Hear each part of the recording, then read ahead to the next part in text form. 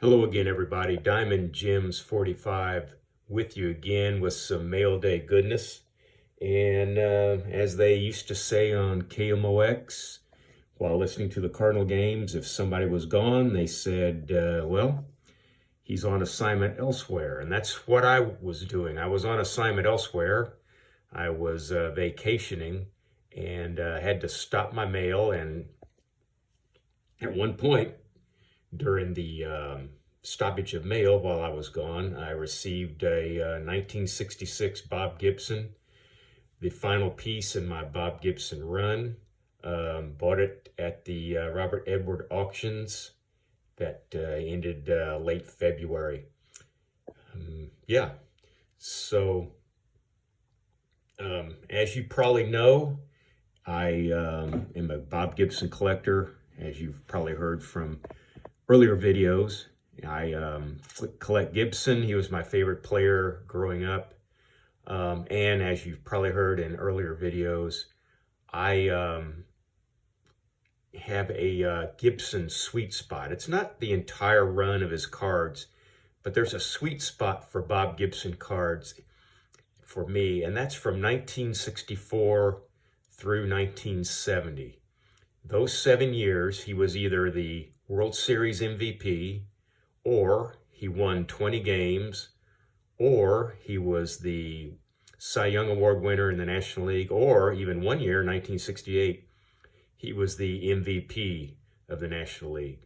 So without further ado, I'll take this down. Yes, the Alan Rosen autograph, Mr. Mint. And I'll put this up here, and there it is, the Bob Gibson from 1966 in an 8. Yeah, Bob was, I think, 21-12 that year. The Cardinals were 83-79, finished 6th in the National League. The Los Angeles Dodgers went on to win the National League and played the Baltimore Orioles in the World Series and were, quite frankly, run over by the Orioles in 66, almost as bad as the 1938 World Series, I think, when the Yankees beat the Cubs 4 games straight.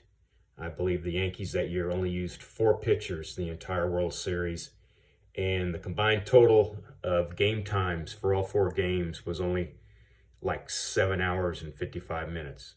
So anyway, here's the Gibson in 66 that finishes my 64 through 70 Bob Gibson run.